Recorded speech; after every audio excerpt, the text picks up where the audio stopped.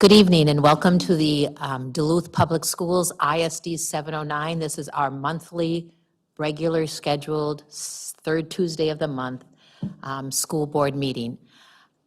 We are here tonight to go through an agenda that we have had, and I welcome our community that's here in the boardroom and also the community that is on our live stream. And then we also will have community that will watch us on our recording of the meeting in our YouTube site under Duluth Public Schools. So I welcome all to, again, our formal school board meeting. It is Tuesday, October 15th, and it is 6:34.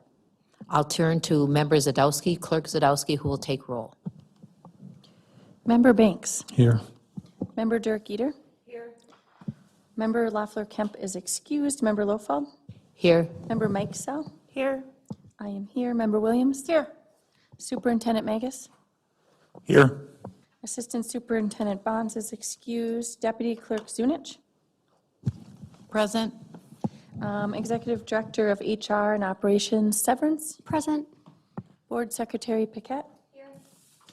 And Student Rep Miller from Denfeld. Here. And Student Rep Petronas from East. Here. Thank you. We'll rise for the Pledge of Allegiance, those that are able.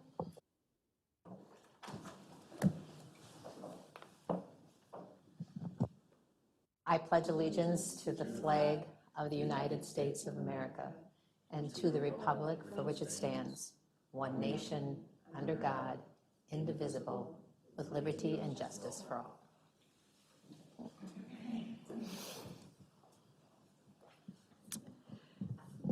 At this time, I will ask our members to read our vision and our mission and our values and also our civility key. And so, Member Mike Sell.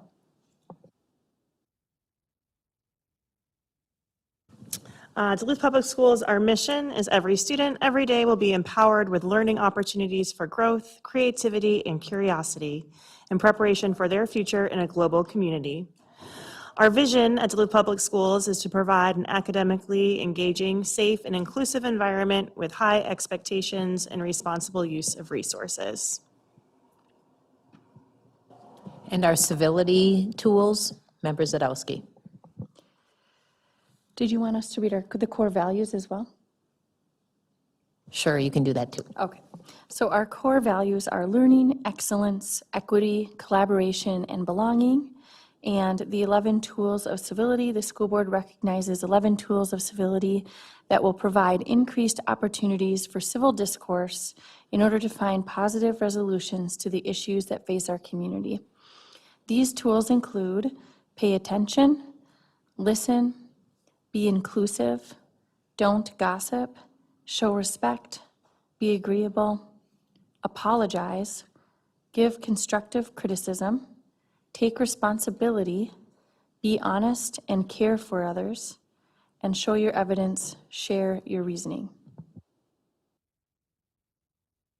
Thank you. I'm looking for a motion to approve our agenda.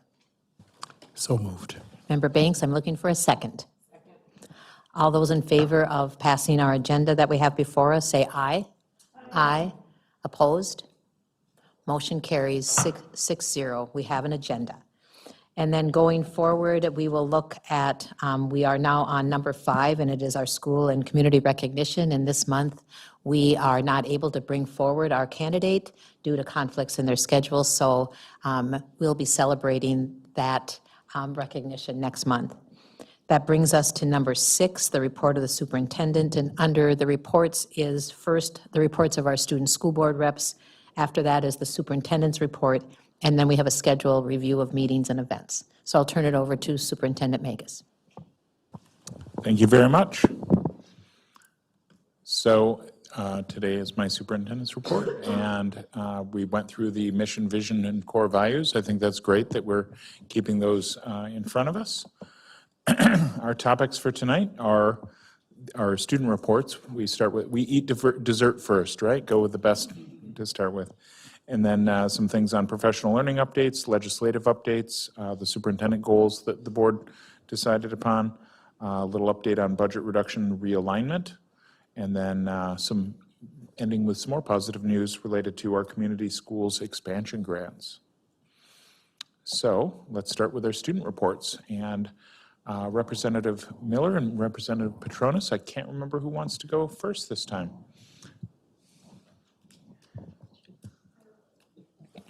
I'll go first this time. So I'll start by talking about Homecoming Week, which was just last week for us. The theme was Who Done It? So it was kind of a mystery. The mystery was who let the dogs out, because we're the Greyhounds. We had 2 assemblies, one on Tuesday and then one on Friday. The Friday one was extra special. We crowned the Royals. There was 3 winners out of 12. And we had a lot of performances from all sorts of groups. Cheer performed, dance team, drumline, jazz band, and choirliers all performed at that. So it was a very festive, very fun time. And then on Saturday, we had a semi-formal dance at the deck. That was also along the lines of the mystery theme. Over 850 people bought tickets, so it was a very packed event. It was very fun, and it was our first time doing a semi-formal homecoming dance. Usually we have the harvest ball, but we changed it up a little bit this year, and I think it was very successful. Also last week, the Lionheart Experience came to East. I know they came to Denfeld as well. It was required for 9th, 10th, and 11th graders to go to the presentations, although I do know some seniors who went as well. And I heard very, very positive feedback from everyone that attended them.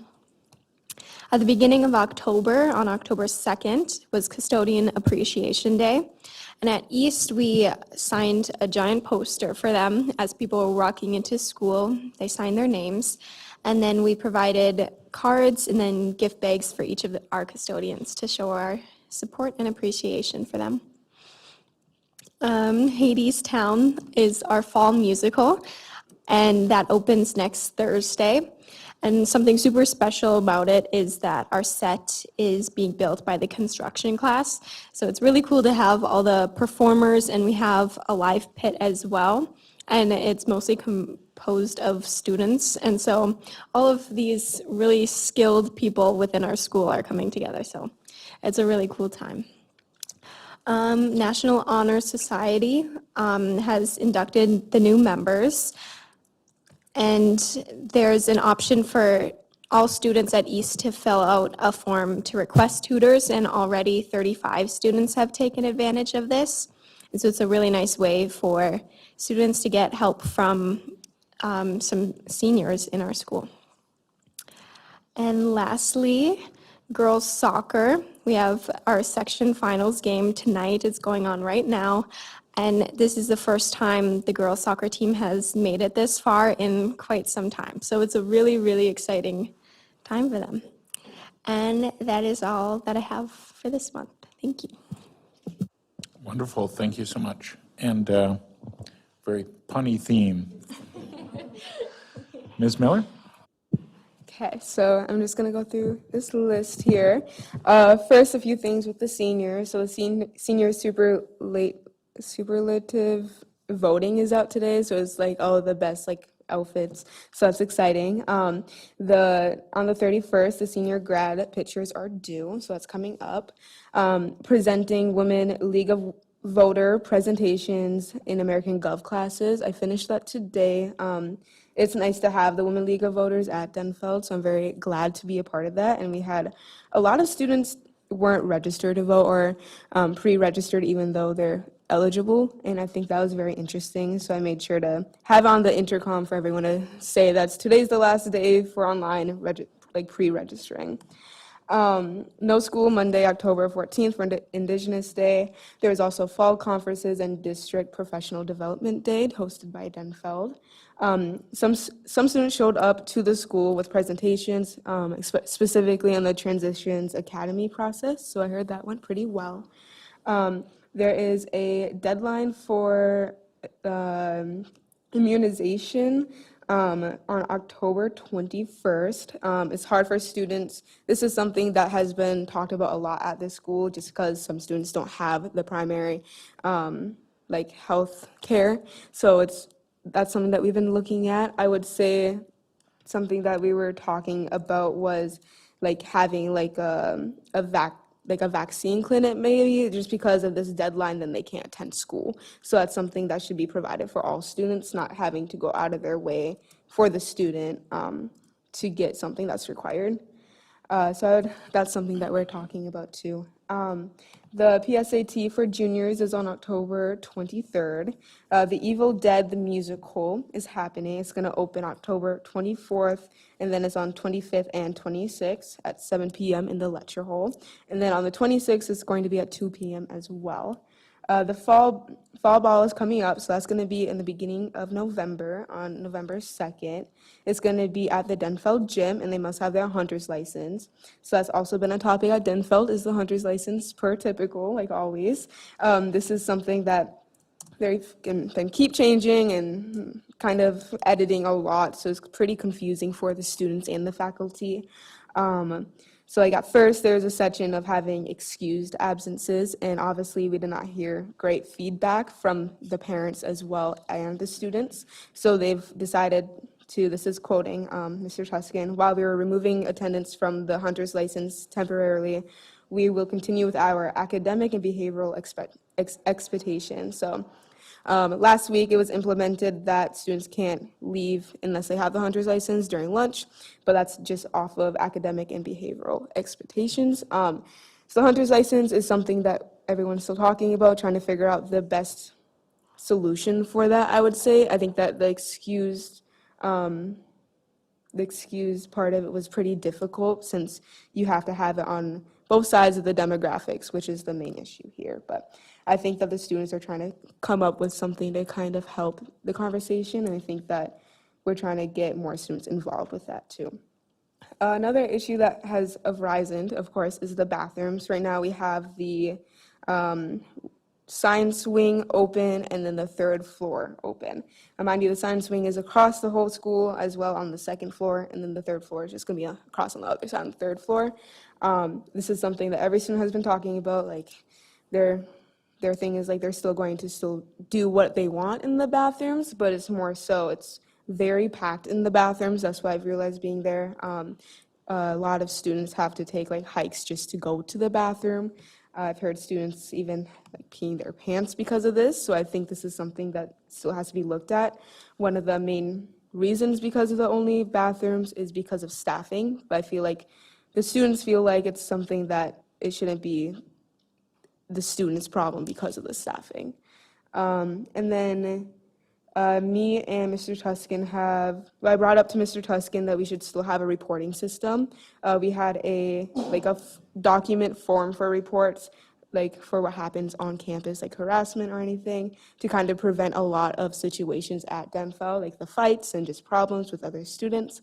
And then of course, anonymous. We had one, we had a decent amount of feedback with that. I think it just should be more promoted. It's a Google Doc, it's a form, and then they took it away because of the no phone policy, and then COVID happened. So this is something that we decided to bring back. Another thing would be having the no-win has been very difficult for a lot of the school clubs and everyone to meet. It's one of those things I think a lot of progress in the clubs have been kind of going backwards. And then ticketing without a permit is beginning this week for the cars at our school, which is surprising, but I'm glad that they gave us some lenient time for that. Homecoming attendance. The homecoming was a great success. The assembly was very fun. Step performed, and I really liked it. It was really exciting. It was very stressful. The students really made it happen, especially with student government. They put a lot of work into that, and it was really a good turnout. I would say that the dance, having it at Denfeld, was something that was a very lack of attendance. It's one of those things it's kind of hard to have students go to their school right after a game instead of like going to like the deck or something like that, or like the Clyde, which is something we know it's not in our budget, but that's the reason why no one's really attending it and think it's kind of lame. Next, we got. Okay, so this is some updates for like career fairs that's going on. Native American College Fair is October 21st. National College Fair Field Trip is October 22nd. Manufacturing Tour Field Trip is October 24th. Engineering Operators Field Trip October 25th. Colleges in the Northland presentation is going to happen on October 30th. And then the Northwood Technical College Career Day field trip is November 14th, so that's coming up too.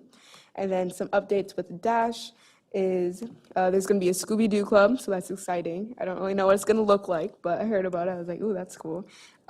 There's going to be a mock trial starting at Denfeld, so that's something that we don't really do a lot of, like, political aspects at Denfeld, and I think that's a good way to start. ASL Club is going to officially start at the end of the month. STEM Club is going to be on Wednesdays after school. Something that we've added at Dash is having attendance recovery at Dash to make it more inclusive. So like no phones per typical, but it's also they give more opportunities to be engaged with things. So they have like different places to go. They can play a board game, or they can go do homework and use a tutor, or they can go outside for like activity. And then the last thing that I have on here is that the attendance coordinator needs to be approved today to support our students. So yeah, thank you.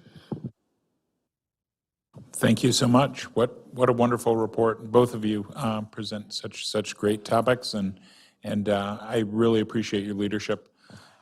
And I wanted to extend to you an opportunity for additional leadership. We are, as you know, we've been talking a lot about different things with budget reduction, reallocation, and we've talked about what are some good ways of getting some student input and student voice into that. And so I would like to invite the two of you to have some conversation with me, but also for me to maybe go meet with your student government classes or things of that nature. But I'd first like to get your opinions on how we can best do that. Because I think that both of you, just tonight alone, demonstrates what a great pulse you have on not just the light topics of being students, but what are some of the things that are affecting you more deeply. And so I would love that opportunity if that might be possible. I see you both shaking your heads, so I'll take that as a yes. And Patty, or Secretary Paquette, if you could reach out, that would be awesome. Thanks.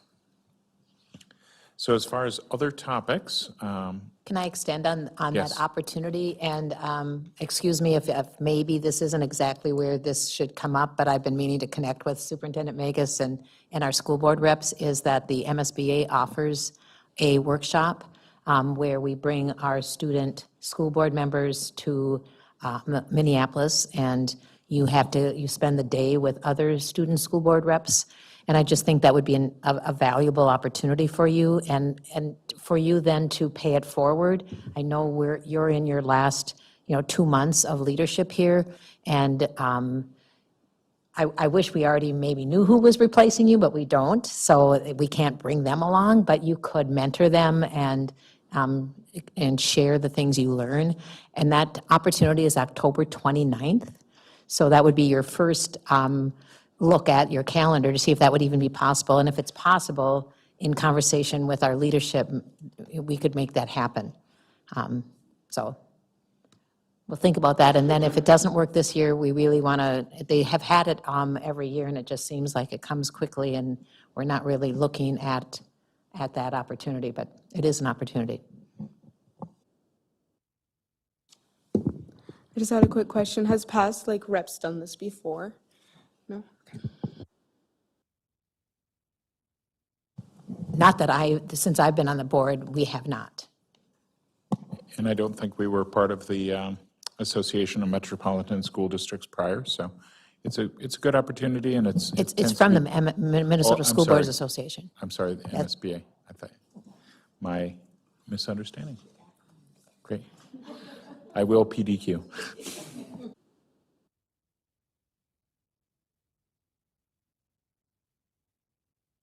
And we would have to figure out some things related to transportation possibilities and whatnot, or, okay, great. I have some things booked on that day, but I would be very, very supportive of it. That's awesome. All right. So on to the additional topics, professional learning updates. We had a wonderful celebration of Indigenous Peoples Day yesterday, and because the way it was working within the calendar, we wanted to focus on inclusion and inclusivity. So that when we think about the acronym SAIL that you've heard many times, we have safety, attendance, inclusion, and literacy, and actually another L of learning. But yesterday was focused on a journey of inclusivity. And this is just a quick video that we put together, just shows some of the highlights.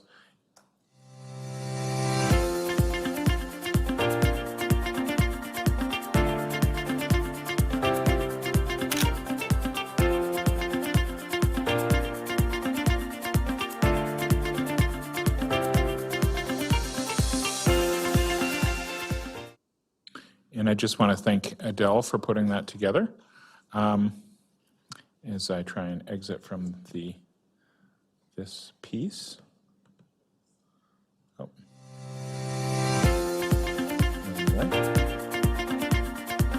Stop. There we go.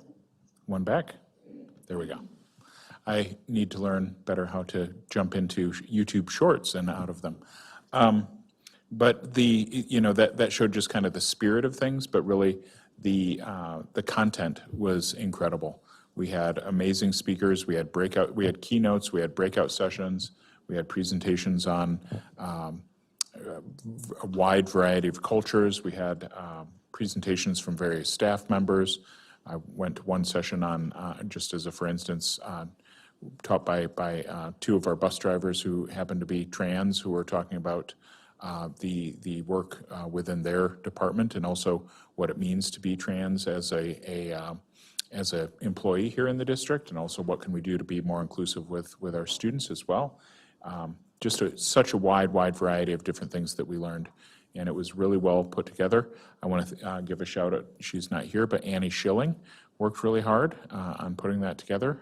Nate Smith did some support as well, but was really grateful for that professional learning opportunity. And also, I think just that here in Duluth, we all work really hard to continue focusing on work of equity and inclusivity. I think that that's something that sometimes throughout the nation that's being pushed out of schools, and I'm proud to work here in Duluth where we are focusing on trying to make sure that Duluth Public Schools is a place for every student every day. And also, as a learner myself, I always believe that as a superintendent or as a principal or no matter what, as a teacher, you have to be a lead learner. And so working in the district, I'm always trying to increase my own learning and also do various things as far as presenting myself. And I ended up presenting at the Association of Latino Administrators and Superintendents. They had a National Equity Summit. And I presented with people that a couple years ago, you might remember I was part of an Urban Superintendent's Academy. That group has been we've all stayed connected and we bounce ideas off each other. And it was interesting, even one of our cohorts is now the superintendent for Portland Public Schools. And so we had really amazing speakers. We had Pedro Noguera, who's a very famous educational researcher. We had the superintendent from Los Angeles Unified. We had a wide variety of really amazing speakers and all working together, and I was honored to be part of the presentations as well. So all trying to make sure that we continue to sharpen our own sword and make sure that we share our own learning, or sharpen our own saw, rather. It's very important. Then related to legislative updates, we're getting ready for elections, getting ready to have another session with our legislators. And as you know, we've been working on trying to get our platform together a little earlier than normal. Just a reminder that Jeff Anderson sent out a survey to board members related to topics for our upcoming legislative platform. And then today I met with the MASA Legislative Committee. We met to begin that work of forming our platform, and Duluth is well represented. I'm working as chair-elect, and Anthony is actually the chair of the finance subcommittee. So we're trying to get Duluth's voice out there when it comes to getting the word out when it comes to lobbying for the needs. And sometimes, I'm just as a reflective piece, as I was driving back, I got up super early, drove down to the cities, had an early morning meeting, and then drove back. Sometimes I think, is it okay for me to take the time to do that? And when I think about just the financial impact our lobbying has had over the past few years, we brought in hundreds of thousands of dollars in the past couple of years. And then if you think about the work we did when we were able to rework things for our long-term facilities funds to be able to build this building and sell the historic Old Central, that saved our district probably $30 million. And so when I think about a day here or there, I hate being gone. And usually the drive there and the drive back is full of phone calls and meetings anyway. But I want you to know that it's hands-free phone calls. Chair Lofold has ridden with me, and she gave a little cringe there. But I think it's important to get our voices out there. And also our board members, many board members, there were board member submissions to MSBA for their platform as well. So I think that that's really important. And one thing I see is that our district priorities are really well aligned with other organizations throughout the state. We're all asking for an increase in our cross-subsidy for special education. We're all asking for an increase in our funding, especially for unfunded mandates that are out there, like our summer unemployment insurance and things like that. Those are things that are going to have a direct impact on our district. They're having a direct impact on our district now, but the funding for many of those things runs out soon, and if they're not funded by our legislators, we will run into problems where that will be then an additional financial burden at the district, and it will mean additional budget cuts in other areas. So that's something that's really important for us. We also worked on, with the board, we have had several conversations about my goals for this year. And we focused on 3 based on survey information and feedback. Element 1D, which was information for board member decision-making, so making sure that we are getting information to you early and that there's a depth of information. And I really appreciate the back and forth work that we do as far as having questions ahead of time, or if there's information you need to help make decisions, that we get that to you ahead of time. And then element 2E was around finance. Element 1 is governance area. Element 2 is around finances, and so asset protection. Really, that had a lot to do with how do we prioritize our budgetary needs. And I thought this was something that was really important to us right now as we go through our budget reduction and reallocation process, thinking about how are we seeking additional resources, and I'll talk about some grants we received later in my report. How are we making sure that we're making the best budget choices possible, and we'll talk about that. But really, that's a good one for this time, even though it's a time of reduction. We have to be very, very thoughtful about our decision making. And then element 6B, which is school improvement, and I asked the board to please consider letting me repeat this from last year, because I feel like with the new strategic roadmap in place and the work we're doing, we made great strides.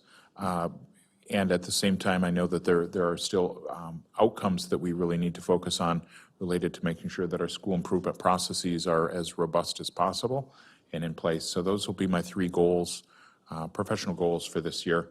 And there's a rubric that you can find on the MSBA website that breaks down what does it look like to have success or not have success in each of these areas. So it's not just a random, hey, you did a good job, or no, we're not really sure we like this. It really breaks down what it should look like. And so that's something for the public to know, that the board takes my evaluation really seriously, as do I. Then, we've been talking about budget reduction and realignment.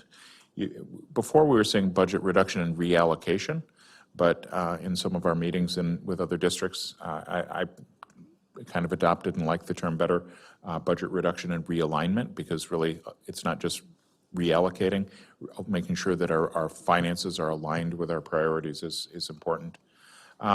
So we met with each of our labor partners. We met as a large group, but then we've been having individual follow-up meetings with those who have been interested. Others have been sending in the information. So some people have, some groups have chosen not to want to meet for the second follow-up, but they've sent an email of explanation. We did ask that people do their best to try and look within their own area, so to speak. So rather than say, you know, if I belong to, let's just say there was a superintendent's group, I wouldn't want to just say, well, I think that this group should cut that or that group should cut that. I should be looking within my own area of what should be reduced. I would say that it's been hard for the various individual groups to really consider where they want to make reductions within their own ranks. I think that it's human nature to want to make sure that you're protecting your own and thinking of your own. And so I think that that's part of where that's coming from. But we want to make sure that if there if there's thoughtfulness around this, that we're able to take those pieces of input. I would say it's not without input, however. There have been really good ideas that come out of the process, and there are things that have really made us think about where some of our expenditures are and how can we increase resources and how can we reduce expenditures. I think it's just difficult for a labor partner to say within our own ranks, this is where we want to make a reduction. I think that it's been voiced directly that they would rather that we, once we have a number, that we make the decisions. We also held part one of our Duluth Federation of Teachers budget quality leadership team meeting. We're going to have a couple of those, and so we're having conversation there, and that would be an example too where, and I don't think he would mind us saying this, and it was in the minutes, but just they don't want to say you need to cut this type of teacher or these teachers from this school. They want us to take their input, consider it carefully, and then make the decision. So that's something that is really, when we think about the responsibility of the board in setting the budget and the responsibility that they give to us as administration to come forward with a recommendation, I want you to know that we take it very, very seriously. And Simone has been, Zunich, Executive Director Zunich, has been working with me very, very closely in making sure that we have a very transparent process. I have joked that Simone is so transparent that you can barely see her. But we're also going to be meeting with our leveled principals. So we'll be getting together with the secondary principals and discussing where would they, if they have a set dollar amount reduction, where would they make the reduction there? We're doing the same thing with district office. We'd be doing the same thing with elementary. And we are making sure that we take our reductions first. We are looking at making a slightly larger reduction at district office than we'd be asking for from others.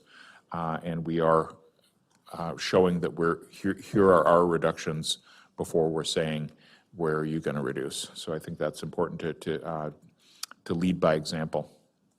And then we're also having individual site budget meetings. So at each of our school sites, including our care and treatment centers, we have individual optional budget meetings where staff can come in and learn, what is our situation? Where are we with this? Why are we here? And go through that guiding change document as well. And then finally, I talked a little bit about planning some student input opportunities, and we'll make sure that we're following through with that.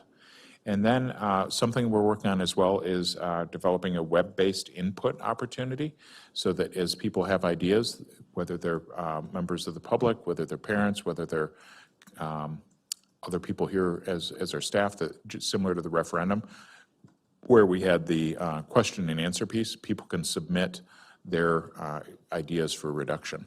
And so that would be something. I imagine we'll get some interesting input there, and it will be good. And I'll pass. I was going to say, no, we couldn't sell the school site to our charter schools because that was against policy.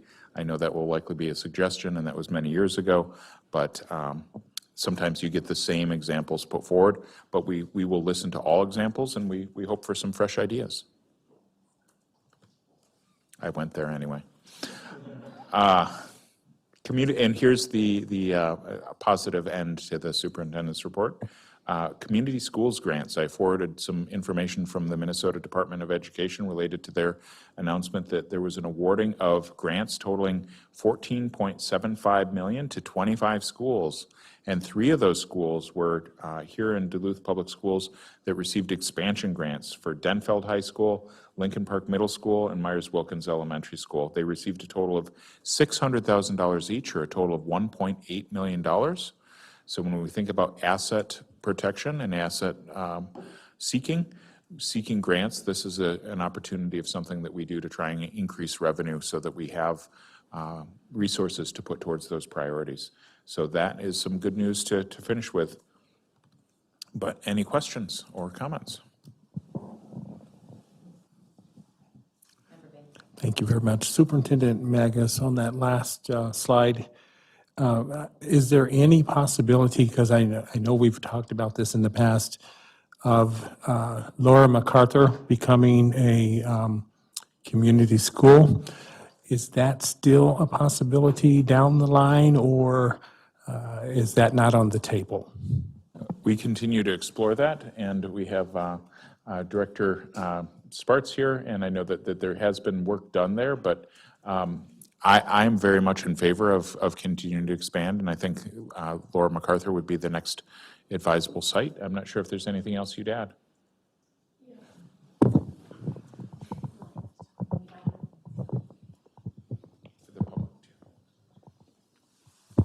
Sorry.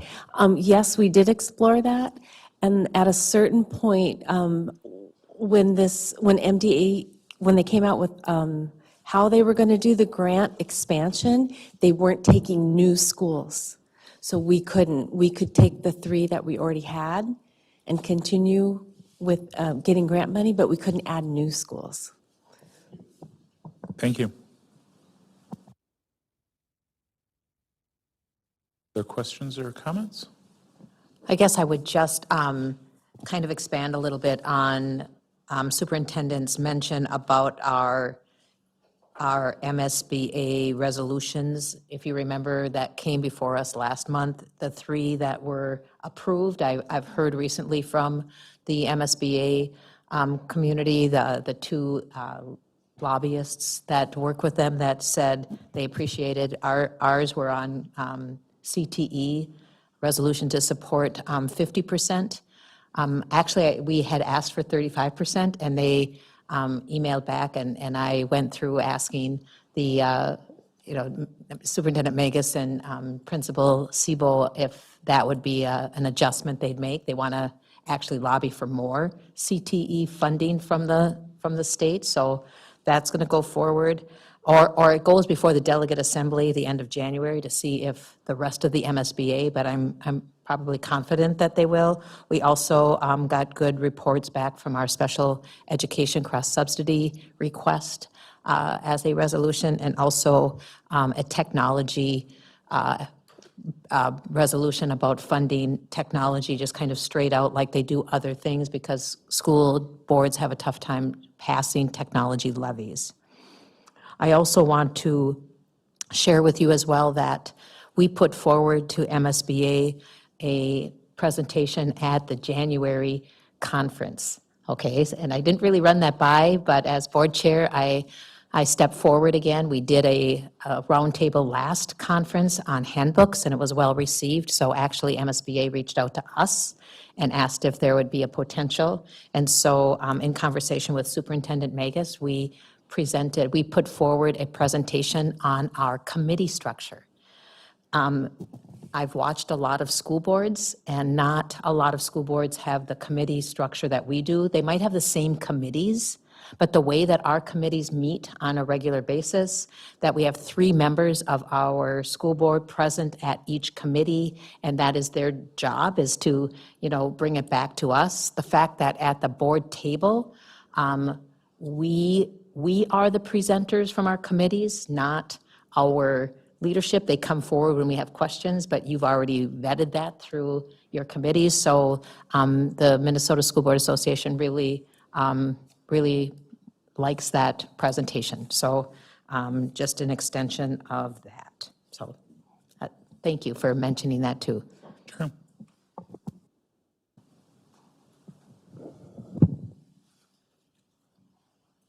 Member Zadowski. I knew if I talked a little bit more that somebody would come up with more questions too. I just wanted to say thank you for reaching out to our student school board reps too, to get their input with the budget a little bit and just to get their perspectives. And I wanted to thank both of our student school board reps for being willing to do that as well. And you do a really good job on your reports, and so I have no doubts that you'll have a lot of really good feedback and insights. So thanks for being willing to take that on. And then I was looking at our guiding change document again for our budget as we look ahead to this kind of challenging year when it comes to that. And right on there, it's student-centered, so students are going to always be central to our decision-making, and I think that'll be a really important component of that. And then I just noticed something on the back of it, actually, for the budget timeline. Could we get it updated? Because it goes through just July of '24. Oh, yeah, and I think that for some reason in the packet, it is still the timeline for the 24-25 Right, budget, so there yeah. should be a separate document for the 25-26. Oh, and maybe we'll there's make, another timeline. we'll make sure it's in there. Here it is. Okay, good. Yeah, But we could same take out student-centered, the but, other yeah. one. Yes. Great. And one important timeline piece to point out is we are really hoping to have decisions before the board in December or at the latest in January, hoping for December, because I think it's important for the hiring timeline and thinking about the budgeting timeline for staffing at schools. That's something that we had shared in previous meetings, but at least by the January meeting, as far as being able to bring things forward. That's when districts generally bring that type of thing. And I would say that might seem fast, but we're actually, I would say the process we're holding to is a lot more robust than in a lot of other districts. A lot of other districts that they just come to the table and say, here's what we're going to cut, without really engaging the public and engaging in the input. But we realize that in order to make really important student-centered decisions, in order to reinforce a culture of transparency and inclusivity, we want to make sure that we go above and beyond with our processes. Sounds good. And related to our, your first superintendent goal too, which is information for decision-making. So Yes, thank that's you. Hey, definitely one remember where that. we want lots of information, and we've been getting it, Yes. so that's good. remember that at evaluation time. No, just kidding. And then kind of piggybacking on Member Zadowski is kind of look at your calendars, which I'm going to share with you now too, but look at your calendars, because if their timeline is that they're going to be bringing forward to us potentially in December's meeting, fresh on the holiday season and lots of conflicts with concerts and attendance and all of that you look at your schedule, because they're going to be bringing really emotional and hard, very hard decisions before us and looking for us to be ready for that. So, asking the questions, reaching out to our leadership, attending, some of us will attend, like the Quality Steering Committee I'm on, and that meets this October and then again in December. So that's that stakeholder group, our labor partners. So, just being aware of that. So the next on, any other questions? Thank you. Well, you want to Just to closing comment comment? related to timeline, I know some people might feel like, oh, that's such a harsh thing to do before the holidays, and it's kind of a weighing of two things. Do we let people know as early as we know so that they have as much planning time and also have as much time to consider other opportunities and also kind of digest things? That in getting feedback from people, especially our labor partners and our employees, they would prefer to know sooner rather than later when we have the information. And so that's, I know other districts sometimes have said, oh, let's wait till after the holidays. But that can also be hard too for people to not know. So that's something that we took into account, trying to aim for the December timeline. And then under our agenda on 6C, it is a schedule of meetings and events. And so, again, every Friday, we get our weekly updates from Executive Secretary Paquette. And I also noticed that you post it outside the entrance door on every week, and that's really nice as well. So this week, we're here, and then tomorrow is the EAC meeting, and I believe there's also I thought there was a parent advisory for our American Indian parent, but I don't see it. Although that's not anything that we're a regular member at, but they encourage sometimes any of us to attend their meetings. And then you can see the other things going into November, and that's where I really want us to, kind of look at, is that because of the election on November 5th, we are kind of thrown into, later in November is our Committee of the Whole meeting and also our policy, November 19th, with the HR business, November 12th. And then you turn right around, and it's, not more than just another week after the holiday that we were back for a Committee of the Whole meeting. So that's a really, it's a good opportunity. We'll have, 2 Committee of the Whole meetings to either get some opportunity to hear from presentations, but just a reminder that our November isn't as formulated as far as, oh yeah, it's the second Tuesday or the first Tuesday of the month. I need to be here. So just an open on that. Any questions on that? I just pulled up APEC's website, and they do have a meeting tomorrow on the 16th from 5 to 6 here. Thank you. Seeing no other lights on, we're going to move on to our next agenda item, and it is the reports of the Standing Committee. And so Assistant Superintendent Bonds is not here tonight, so do we have a report of the Committee of the Whole, or I think technically that would probably fall to me, but I'm not quite ready. I could pull up our agenda. be glad to share. We had 3 presentations from Letters and from Head Start, and a vocal update from our budget work. And so I could say that that's the report from the Standing Committee. It was an incredible opportunity to learn about the trainings for Letters, about the need for advocacy for more money on Phase 2's staffing, education, and then just where we're at. And then meeting our new Letters coordinator, who is, do you remember, I hate to put you on the spot, I can't remember our new letter meeting. Okay, so it was really Jackie wonderful to meet Jackie and to know that as we go forward with this very important curriculum that we are, and it's not a curriculum, is it, Ms. Sparts? It's just a method of teaching. Okay. And so that's the report of our Committee of the Whole. Are there any questions? Member Eder. I was slumming around Piedmont last week for conferences, so I had an opportunity to talk to some of the teachers there about the training and what they're thinking about Letters, and they are all very, very excited about it. It was really positive to hear their feedback, so it was just great. They're all very excited and looking forward to seeing how that shifts and enriches our students as they move on. So it was really great to hear.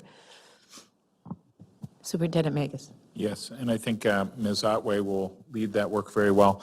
And also, just to note that the Letters training is more intense than many other districts are going for. And when it comes to, we talk about student-centered decision-making. Adult-centered decision-making would have been, let's go with an easier program, let's go with something that requires less training, something that maybe might not be as good, but it's easier to meet that lower bar.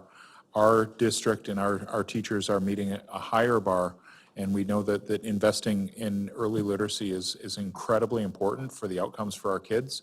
And so I'm really proud of the work that's being done. There's a group meeting upstairs right now, and you can hear laughter and just intense focus on learning when they're up there. I think it would be great if you end up having a chance to stop by before one of our board meetings when the training's going on, because our teachers are putting in their hearts and souls into it, and they've said it's transformational. That's exactly what I heard too, John, was that transformational piece, and then the rigorousness of it. Yeah, it was great. Member Zadowski. Oh, I was just going to kind of piggyback off of that. Just at our Committee of the Whole meeting, just being really feeling just coming away feeling very appreciative to all of our teachers for the efforts they're not only putting into the trainings, but then the teachers that are training, because we had teachers go through so they could like teach other teachers how to do it, and that's why we're so, we learned at that meeting, again, that's why we're ahead of the game in many ways in our district with the READ Act and with the letters training. So just very filled with a lot of gratitude and, yeah. And I'd also like to, I'd be remiss if I didn't thank Director Sparts and Jason Crane and also Laura Thurston for the work that they've done in supporting our READ Act letters training in the meantime. And it's great to have somebody leading the work specific to it now too, which was funded with special funding that is intended for that. So sometimes people are like, oh, you're creating a new position. This was money that was designated by the legislature for somebody to be in that role, so. So moving into our next report of a standing committee, it is our HR business, and I'll turn it over to the chair of that committee, Member Eder. Thank you, Chair Lofeld. We had a great meeting on Tuesday, October 8th. We had no guest presentations for that meeting, but we started out with our HR departmental report. So as we like to see this time of year, we see the number of certified hires and non-certified hires exceeding the number of retirements, resignations, and leave of absences. So that's great to see our schools staffed up so that they can serve our kids. The HR department continues to be committed to our recruitment efforts. We are especially looking at those non-certified positions, like in our building services and also school bus. So our HR have attended many hiring fairs at Cloquet. They've also continued to be present at Career Force hiring events in Duluth, and that's going to happen through January. We were very excited to hear that on September 25th, our HR staff attended a law arbitration conference in Minneapolis to learn about the latest developments in labor law and labor arbitration. This conference included a panel discussion that talked using experienced labor arbitrators. And our HR staff has also been conducting site visits to provide our employees with support and address their HR-related inquiries. We are also processing significant volumes of lane changes, somewhere between 175 to 200 for our teachers and certified staff, and we'd like to have this done by the end of October. Excuse me. When we look at benefits, our 2024-25 new hire enrollment period has concluded. This process has been streamlined. We've reduced paperwork, and we've done that through implementing a Google Classroom for our benefits orientation that provides digital access to our employees. This platform provides comprehensive information about our benefits, as well as resources, things like FMLA, workers' composition, physician documentation, retirement planning, medical leads, and employee assistance programs. We've also been working very diligently to make sure that we are transitioning to digital enrollment forms as opposed to paper, and this has been very successful, and this new process has been very well received by our employees. And so as we hire new people on, we are hosting benefits information sessions here at DSC, and we are also reinstating school visits, site visits to schools so that we can have open forums so that we can continue that discussion with our staff and inform them about retirement benefits, planning, and any other HR-related topics. Our HR staff has already visited several schools and have 8 more visits scheduled in the coming weeks. And they're working very diligently this whole time to prepare for fall open enrollment, and that's going to happen in early November. As far as our contract negotiations, we are still continuing to meet with our district-wide Instructional Administrator Association. That next meeting is happening here in October. They're working on getting that date finalized, and that is our final group to negotiate for our 2023-2025 cycle. So that's fantastic news. That is our HR monthly departmental summary report. Moving on next to business services, the first thing we have is our first enrollment report of the year, correct?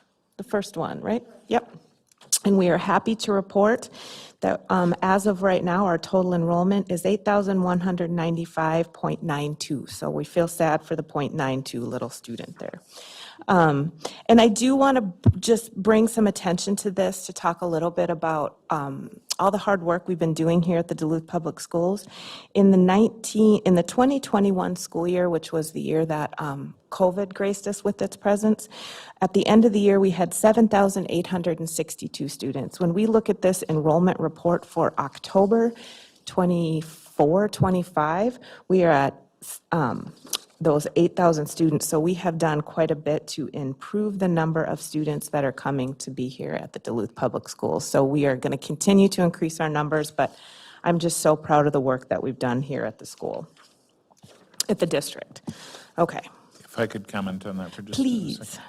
That, again, when we talk about assets and we talk about enrollment is one of the major ways that we receive funding, and so making sure that we're stabilizing enrollment. Most districts around the state that we hear from, they have decreasing enrollment right now, and so we are in a different place. It's not through the roof, rocketing through the roof, but it's positive growth, and it's solid, and it is a trend that's continuing. And I believe that's also because of the hard work of our teachers and our students and our staff, that perception of Duluth Public Schools is continuing to improve as well. So very, very proud of that work. And it also dispels kind of the urban myth. I think sometimes when you go out there, people are thinking, oh, Duluth Public Schools, you're losing students all the time. Now we have people coming to us. We do. We've increased our enrollment every year since COVID, so we're really proud of that work. I had another deep thought that went away, so we'll just move on. Okay. That was our enrollment. When we look at our child nutrition departmental report, there's some really interesting data in there. You can see that we looked at a summer meal 10-year comparison, and you see during the pandemic of 20 to 21, you can see the huge number of meals that we fed our students during that summer. And this year with 2024, you can see that number is like very different. It's much, much smaller. And we're not exactly sure what that means, but we do know that we still make sure to advertise and give access to students for free summer meals of both breakfast and lunch. We had our 3-day summer meal program audit by the USDA. That was done the 31st of July, August 1st, and August 2nd. The finding of the audit were very minimal, and an opportunity for program mentorship from the auditor was appreciated, and the auditor was very complimentary of our meal program and impressed with the array of fresh produce that we offer to our children. And we're lucky to have that fresh produce that also comes to us through some granting, I believe, through the USDA, right? Yep, so we have some grants that we get through the USDA so that we can provide that fresh fruits and vegetables to our children. We've also worked hard. We've had postcards that have been sent out to all of our families in the school district to talk to them about how this year lunch and breakfast are free again. However, we do need them to fill out their educational benefits form. And then we've also had some changes in child nutrition as to how parents can access their bills online to pay those, and then also that online application for our educational benefits. That was our report for the child nutrition. Moving on to facilities.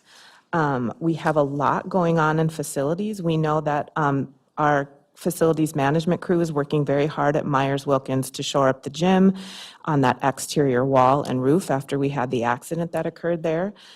We are working at Myers-Wilkins with Northland Engineering to figure out what the scope of work is going to be for repair. ISC is assisting us with that, so that's great. We've had the Lower Mac water main has been repaired. Dead trees at East will be removed by Rick's Tree Service.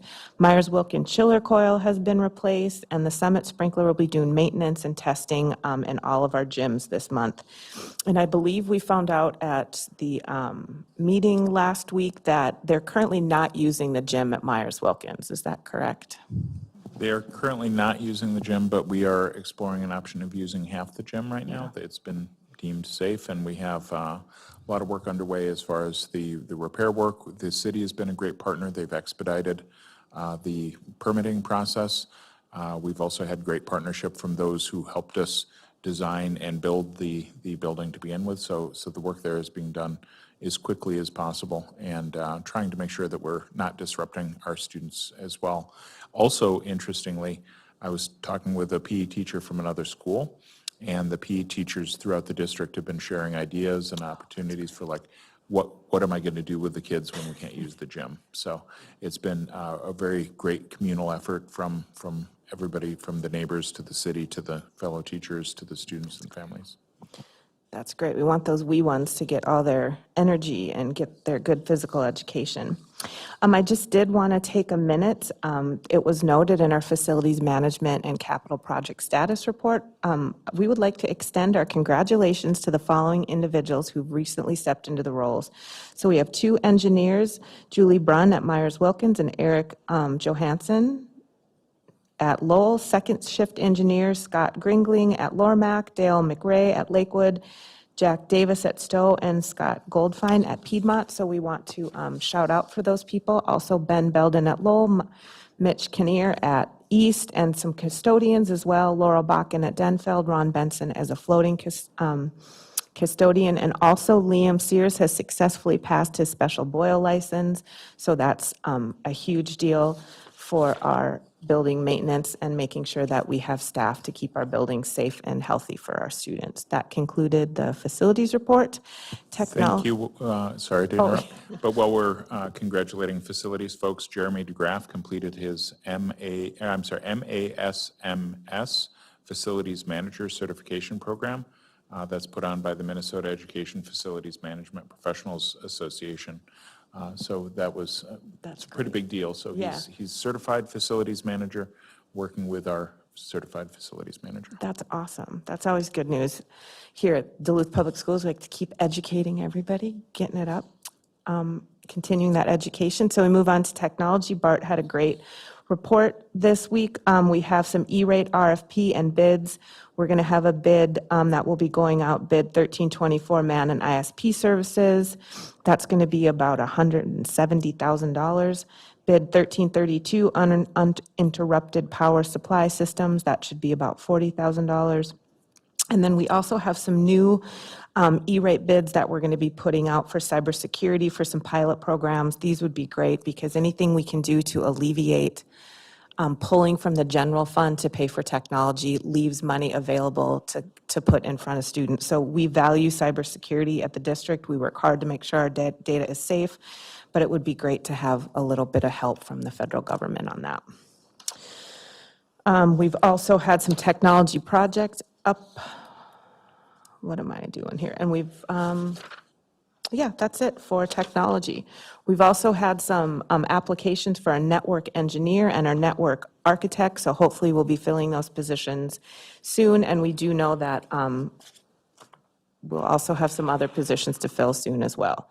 Moving on to our transportation department, so far bus services have been running fairly smoothly for everybody. Drivers are working on making sure they're maintaining a safe environment on board for our students. We still currently are looking for bus drivers and bus helpers. So that's still a continuing need for us, and we are continuing to have our mechanics maintain our buses, but at times they have to come in and cover for our sick drivers. So that was our transportation department report. We have 2 recommended resolutions this month: accepted donations to the Duluth Public Schools and acceptance of grant awards to the Duluth Public Schools. On our consent agenda, you're going to see our HR staffing report, and we also have our attendance coordinator paraprofessional position that you talked about earlier. That will be on the consent agenda. We have our financial report, our fundraisers. We had no bids, RFP, and quotes. We had no contracts, change orders, or leases, and we just had some other information about supplemental life insurance rate increases, some expenditure contracts, no cost revenue, and grant applications as well. So that concludes our HR Business Services summary for this month. Were there any questions? I see a member Banks, and then member Mike Sell was first. Okay, so member Mike Sell, member Banks, and then I have a few questions as well, and it might generate other questions. So that's the order right now. Yeah, thank you, Chair Derek Eater. The lane changes, is that a more than normal amount of lane changes? And is there a reason why, if that's the case?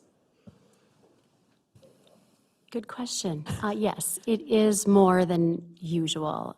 Since I have been here, we typically see 30 to 60 a year, so this is quite a large jump. It could be just the cycle and how that's worked through, but I do think people are just pursuing that because that is a guaranteed pay increase when you go through that process, so. Does the letters training have anything to, is that like considered part of the education that could qualify someone for a lane change? Depending on how they take the letters training, yes. If they take it outside of their regular work time, it can go towards a lanes change. And I would imagine that the funding provided by the state did not necessarily take that into consideration, that future expense that the district will have in terms of lane changes for our employees as they get better at their jobs through that education. Right. I would doubt that they took that into consideration. I can confirm that they did not. And also, at today's meeting that I was part of, we were talking about different things with READ Act reform and supplement to READ Act, and that was one of the things that was discussed, because it's the gift that keeps giving. It's great that they're trained up, but it'll be something that we're paying for years and years to come, which is it's something that we need to reward hard work, and at the same time, it's not funded, so. Member Banks. Thank you very much. Just a quick question related to Myers-Wilkins School. And this is perhaps a City of Duluth question mostly, but wondering if the city or the school district is going to install a barrier of some sort up there by 8th Avenue East, if that's going to happen, or maybe it's already happened, because I believe, as I was up there when this occurred, that there needs to be some kind of barrier there. I think that's something that is being looked into. We did get confirmation too that it was indeed a brake failure that caused the accident too. So that's a side piece, but we need to make sure our streets are safe as well, because as we know, Duluth streets can be slippery, and you never know what might happen. We want to make sure that we're not putting students at risk. So I think that's important for, I believe that Executive Director Severance will be working with our facilities manager to make sure that that's talked about with the city if they haven't discussed it already. And then I just have, somebody want to They already chime in? have. Go ahead. Yes, we have made an inquiry with the city to come and look at that from a safety perspective and asked if they could put some sort of barricade there at the bottom already. So we're still in discussion with them of what that looks like, but that has been approached. Good to hear. So I have a couple of questions. One, I just want to piggyback off of Member Mike Sells and lane changes that happen because of letters training. Yep, we can look at that mandate and all of that. But I think as a teacher myself, lane changes are going to happen anyway. The fact that they can use letters shouldn't really be burdened onto the fact that they mandated a reading curriculum.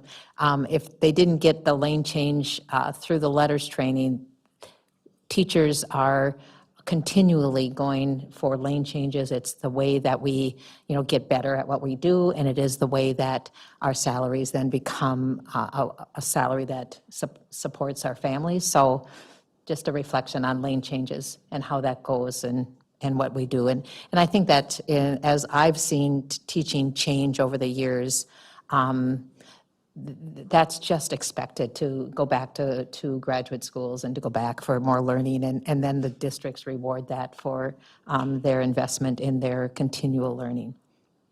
My second question is on I asked this question, so I thought I'd share it with the board, is that when I saw in the packet that we have an attendance paraprofessional job description, that I think in talking with Superintendent Magus that is coming out of a monies that is a grant from the Community Schools Through Initiative, so the that, Community Schools Expansion Grant. So each of the schools, in thinking about what they needed for that community schools wraparound experience, they did assessment of needs, and then they built that into the grant. And so as you hear all of our students, the A in SAIL, we're working on attendance, and so having somebody specifically dedicated to that work was written into the grant. Sorry. Thank you. And would that be then a paraprofessional at all 3 community service schools? Lincoln, Denfeld, I'm not sure, Myers? so Or did they all get it to was choose their individualized need? based on need, and I don't know if there's one at each school, is there? There has not been a request to create one at each school. This request specifically came from Denfeld, and that's where the position is Okay. slated for. My second question is both on that same line, and it just a reflection from maybe financial business CFO Director Zunich would be our hires in technology. And I know some of it is from some retirement or some, opening that way, but we are going to hire 2 in technology in a time when we are in reduction and reallocation. So do you want to, just share my concern, or am I off base in assuming that this adding positions in technology at a time when we're reallocating reduction? We're one Or of the, maybe I didn't hear it right. one of the positions, so 2 positions, they've already gone through. One of them was a position that was redesigned, I believe, because we were trying to, so one position I believe was, redesigned isn't the right word. What am I, realigned, retooled, whatever. Reimagined. Reimagined, it was reimagined. And then I think traditionally, these are positions that we've had some difficulty hiring. I'm not sure that they're new positions. I think that they are replacements, and that there's some that have been reimagined as well. Yes, and really, we've seen, you might have heard some things about camera systems being down and systems being down. That's partly because we've been without somebody in a particular systems position, and we were having a very hard time it's hard to recruit people to a public schools position when you can make considerably more money out in other fields. So we had to create a new position. It was more of an upgrade and reimagined version of one position. But I think Teresa could speak to more if there's more to say. And we also have the retirement of our incredible technology manager, Bart Smith, and we're really going to have to think about that too. Sometimes with the positions, we need to think about how we're making sure that somebody has the prerequisite skills and that we can attract them.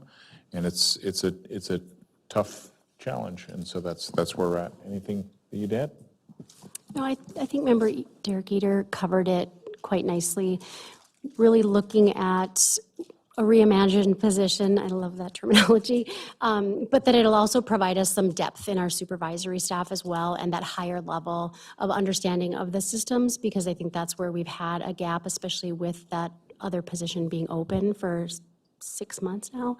It's really taxed the rest of the system, so it really is a better way for us, I believe, to get the skill set that we need, as well as that higher level of understanding of the systems as a whole. And I apologize, because I do remember our conversation at other board tables on this systems job. So I heard it tonight after, discussions on budget, and just wanted to have an opportunity for our leadership to explain that and to assure us that, that's within the scope of what we need, as I'm sure.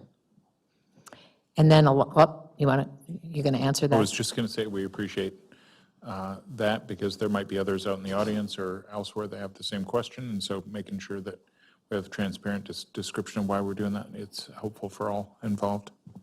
It's also helpful for people to see that the board chair doesn't always know everything, because we have really great committees, and you guys take care of all of that, and then we listen to them, and we take our own notes, and then we listen again, and so sometimes it just doesn't click.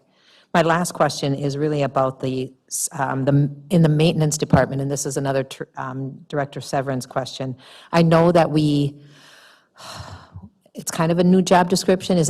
Am I thinking about the second shift engineer that we kind of reclassified because we redid the licensure, and then we sent out the ability to hire for that? And I'm just wondering where we're at with those, especially I think it's in our high schools, maybe it's in, where their ability then to open the buildings on Saturdays because they have the second shift. Am I thinking of that position right?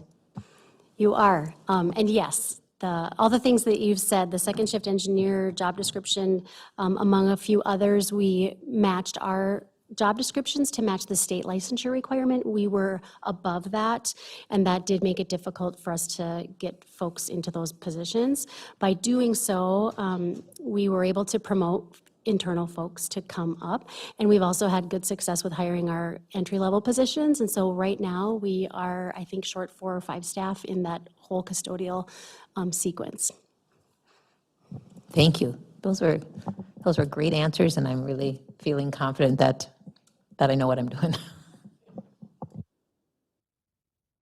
Any other questions? That concludes our report for HR business, and it will turn over to our policy committee report from member Mike Cassell, because Chair Loeffler Kemp is not with us. She's fine, she's just not here tonight. Just wanted to make that clear. The policy committee met in this room on Tuesday, October 1st. We had no policies for first reading at that meeting. We had no policies for second reading. There were 4 policies for review, as well as an informational regulation that we discussed at the end. The first 3 policies for review were updates made to these policies that were all because of legislative changes that happened in this last legislative session.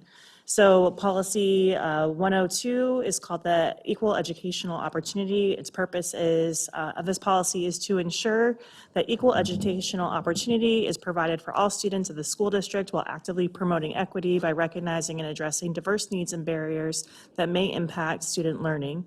The only changes were just a few word changes.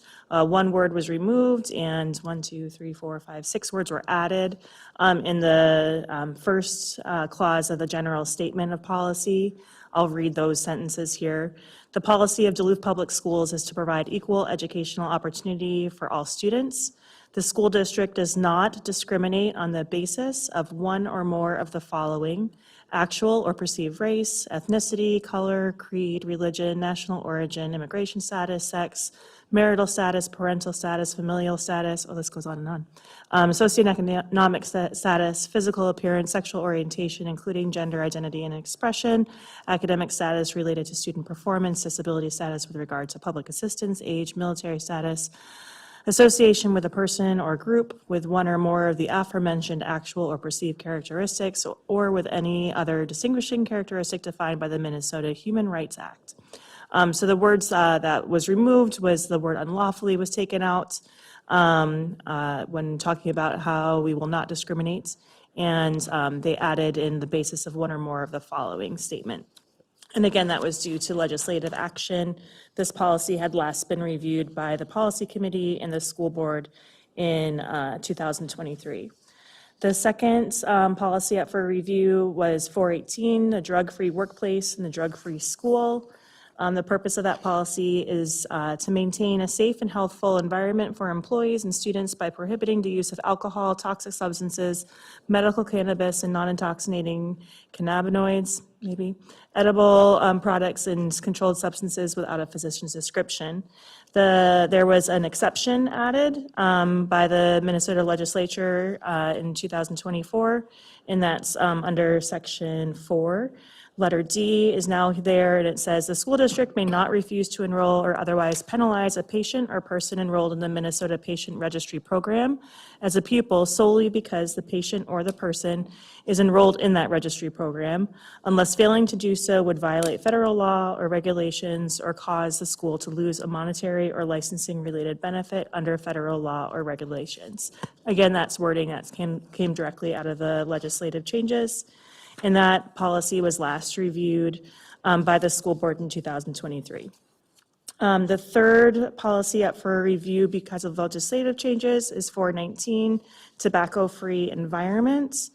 And that's tobacco-free environment, possession and use of tobacco, tobacco-related devices and electronic delivery devices, vaping awareness and prevention instruction is the full title of that. The purpose of this policy is to maintain a learning and working environment that is tobacco-free.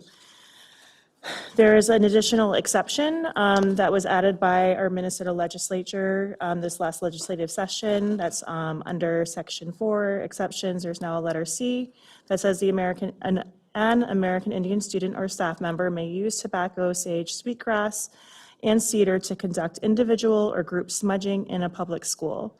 The process for conducting smudging is determined by the building or site administrator. Smudging must be conducted under the direct supervision of an appropriate staff member as determined by the building or site administrator.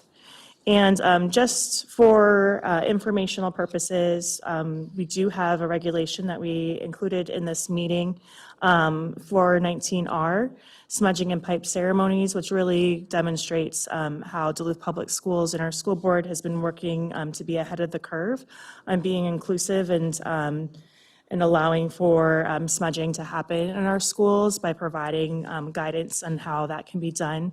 And so that's informational only, and you can see that in the consent agenda if you're so inclined. The last policy up for review, that was because it's on the 3-year cycle, and so it was due to be reviewed, was 531, the Pledge of Allegiance. Purpose of that policy is that the school board recognizes the need to display an appropriate United States flag to provide instruction to students in the proper etiquette, display, and respect of the flag. The purpose of this policy is to provide for recitation of the Pledge of Allegiance and instruction in school to help further that need. And like I said, this was up for review, last reviewed in 2021. This policy comes straight out of legislative language and requirements of all school districts. And with that, I can open up for questions. Oh, wait, Member Williams, was there anything else I missed? Okay. I just have a question about the regulation for our policy 419 and tobacco. Is that regulation kind of matching the policy? So we did the regulation back in, I think, like 2021, or when is that? We did it back in 2022. So we didn't, I'm assuming, because you're the policy committee and you do that work, that we didn't need to change anything on the regulation to match the policy. And I did ask that during that meeting, Oh, and looking okay. at the language that the legislature used. The question I had was just on some basic wording about students being able to smudge that the legislative body had put forward for us to implement in our schools. And we do allow that per our regulation under the guidance of what the legislative guidance is that it's up to the building administrators and site administrators, and that there needs to be some kind of supervision. And so that language is included in this regulation. And again, I think it goes to show that, the regulation that we put forward is something that, I feel it would be interesting to see how those conversations went at the legislature if this was referred to, because lots of it is similar to what the new statute says that it needs to happen in all of our schools. Here we go. We have often had policy already in place before, the state either regulated or, mandated it, or MSBA came out with something. So, thank you. Okay. I don't see any other questions. Thanks for a great report from the policy committee. That brings us to number 8 on our agenda, the general board committee updates. So I will see if there's any mics on to share anything about a committee meeting that you attended this month. Member Zadowski. I could give an update just about EAC. It's still very well attended. Member Williams and I attended last month. I can't remember if anyone else was there, but it was just a really vibrant meeting. They have a strong committees kind of structure, good community building, good conversations, sharing a meal together and talking about a lot of really important things, especially centered in with the equity lens. And again, just a reminder too, that as we get close to the end of the year, it's hard to believe, but we are, that we last January, Member Williams and Member Zadowski were assigned to those committees, and you have an opportunity in January also to either stay on the committee, say you want to stay, or, offer your services. They meet once a month. And thanks for updating and always being ready to be there, which is great. Any other reports? Seeing none, because Member Eater's water is in front of her mic, so that's okay. I know you would let me know if you did. So then moving on to our consent agenda. And so if we look at our consent agenda, we have had a lot of things on there. I have a lot of papers in front of me, of which I don't see a consent agenda that I don't necessarily need to review. It has minutes on it. It has our reports that we just heard will be on there on the consent agenda. And so I'm looking for a motion to approve our consent agenda. If I could, Superintendent Magus. sorry, I apologize, but I just want to note that within the consent agenda is the corrective action plan that we discussed for Head Start during the committee of the whole meeting. And so I just wanted to note that that's something that needs to be reflected in our minutes. And so it's kind of a consent heavy rather than action light. Thanks. And thank you. Because of our, committee of the whole report done by the board chair that wasn't quite ready, we do know that we had a great presentation from Director Williams on that. So that's on the consent agenda. So again, I'm looking for a motion to approve. I will, the motion was made by Member Zadowski. The second is by Member Eater. Is there any discussion? Seeing none, all those in favor of our consent agenda, say aye. Aye. Opposed? Motion carries 6-0. Moving along on our agenda, we are now at resolutions, and so I'm looking for the resolutions. We have 3 of them: acceptance of donations, acceptance of grants, and an authorization. And so I am looking to member donations, Member Mike Sell for donations, and then up next would be Member Zadowski on deck. I move Resolution B 10-24-4061, resolution of acceptance of donations to Duluth Public Schools. Whereas Minnesota State statute requires a school district to accept donations by resolution expressed in the terms prescribed by the donor in full, and whereas acceptance of the donations in accordance with the donor's terms is in the best interest of the Duluth Public Schools, now therefore be it resolved that the Duluth Public Schools does accept the below described donations from said organizations in accordance to the terms set forth herein. Be it further resolved that the Duluth Public Schools wishes to extend its grateful appreciation to these various individuals and organizations. And this goes on to have 3 pages of amazingly generous individuals, organizations, and religious groups in our community giving to our schools, from the Greater Denfeld Foundation giving $11,500 to the Denfeld, or each staff member receiving a donation will utilize it for their space. We have the UDEC Board of Directors giving all kinds of things for our wonderful schools. We have the family of David Bouchette giving a Buddy Romer gait trainer for students who are not able to walk independently. Mrs. Turcott donated $1,000 to go towards a student that would like to participate in an activity but can't due to finances. It goes on and on, from churches to the zoo to banks, insurance agents, school PTOs, local businesses like our Cub Foods and Proctor Credit Union, Western Bank. Such wonderful things, and we're lucky to have such generous donors. Is there a second? Member Eater is our second, so all those in favor of accepting our donations, say aye. Aye. Opposed? Motion carries 6-0. Our next resolution, Member Zadowski.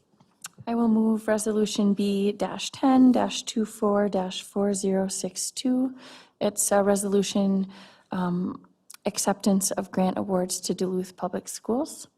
Whereas Minnesota Statute 465.03 requires a school district to accept grants by resolution expressed in the terms prescribed by the donor in full. And whereas acceptance of the grant in accordance with the donor's terms is in the best interest of Duluth Public Schools.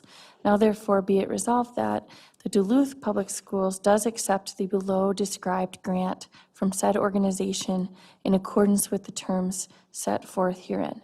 And be it further resolved that the Duluth Public Schools wishes to extend its grateful appreciation to this organization.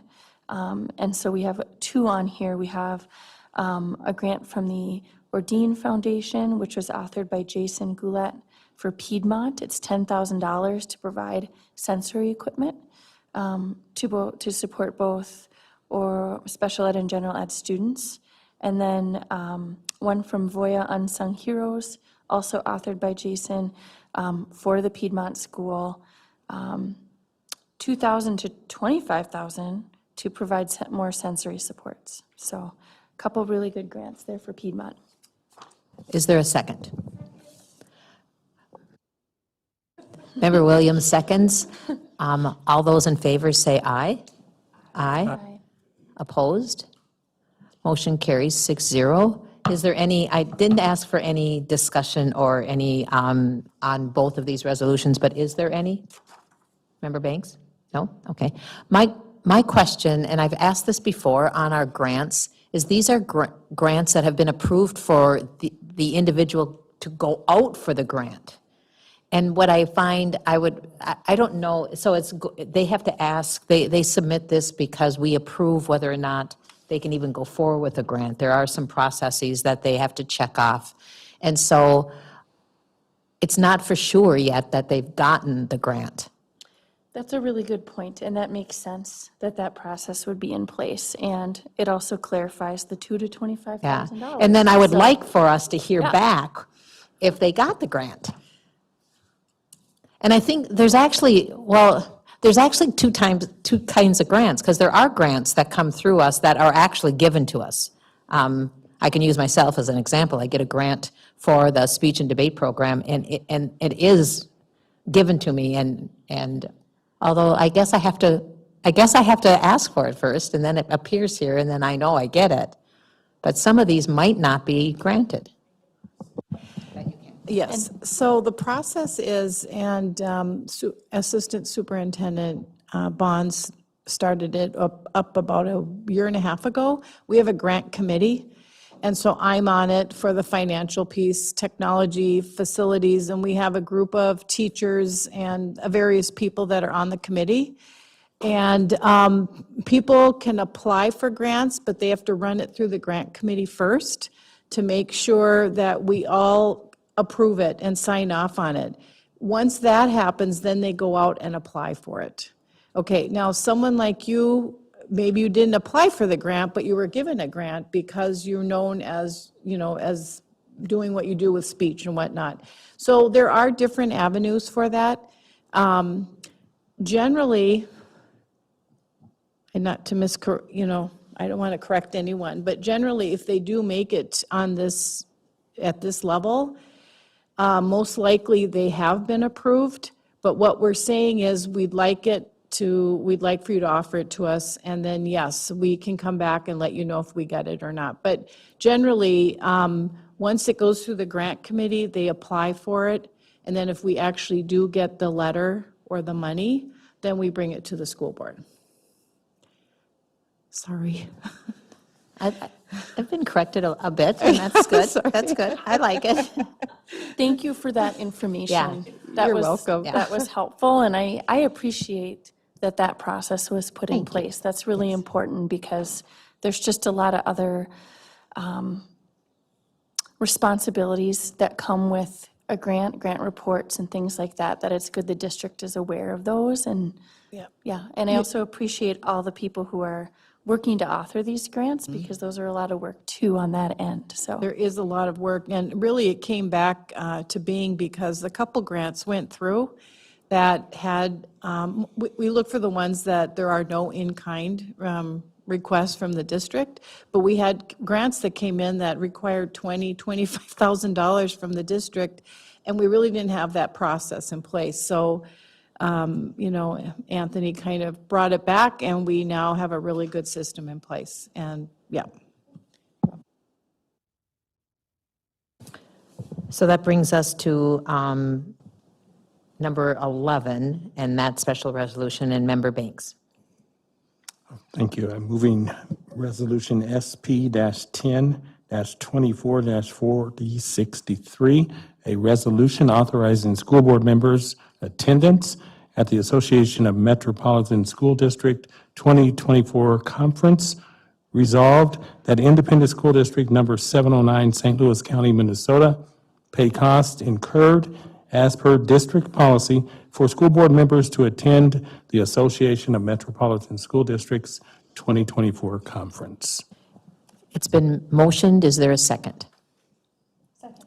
Member Zadowski. All those in favor of this resolution say aye. Aye. Opposed? Motion carries. And again, Executive Secretary Paquette has shared with us just a simple poll of whether you plan to attend or not attend.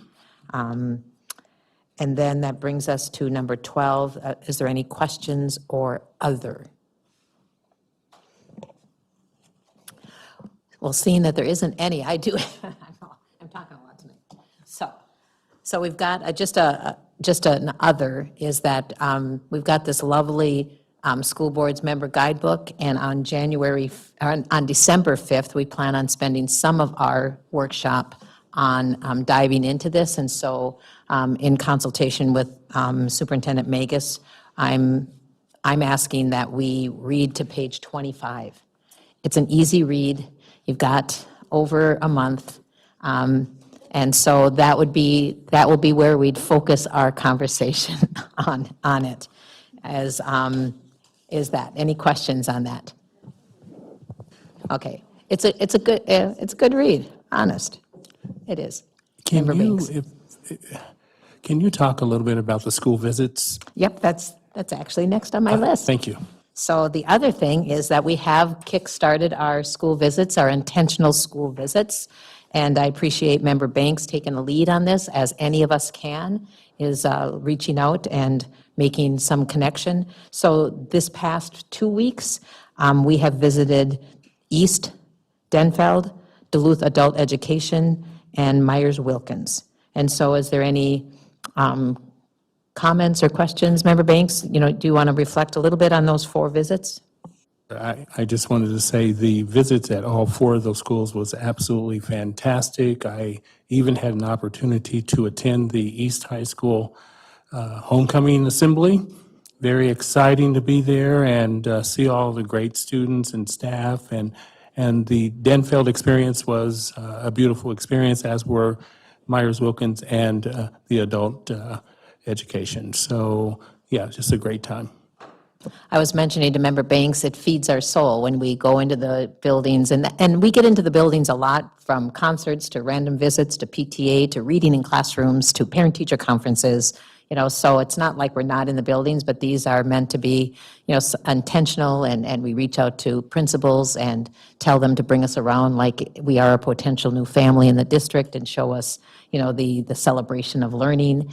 And I know our principals all say, well, come anytime, you know, just drop in, you don't have to connect with us. But, you know, Member Banks mentions too, it's just out of respect too that, and we want them to know it's intentional, it's a board directive kind of that we get out in there. And then to that, I just want to highlight that our next visits are Stowe, Head Start, ALC, AEO, and Piedmont. And we're going to try to look at those between November 4th and November 22nd, and then kind of put a stop to our intentional school sites until after the holidays. So Stowe, Head Start, ALC, AEO, and Piedmont.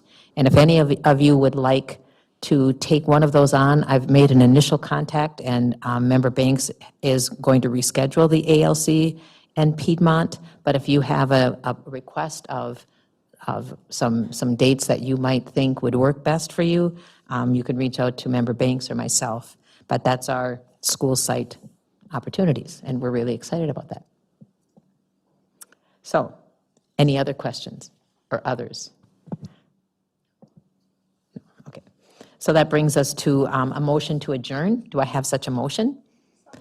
So moved by Mike, Member Mike Sell, and a second on that adjournment? Member Eater, all those in favor of adjournment, say aye. Aye. Opposed? Motion carries. Our board meeting is adjourned.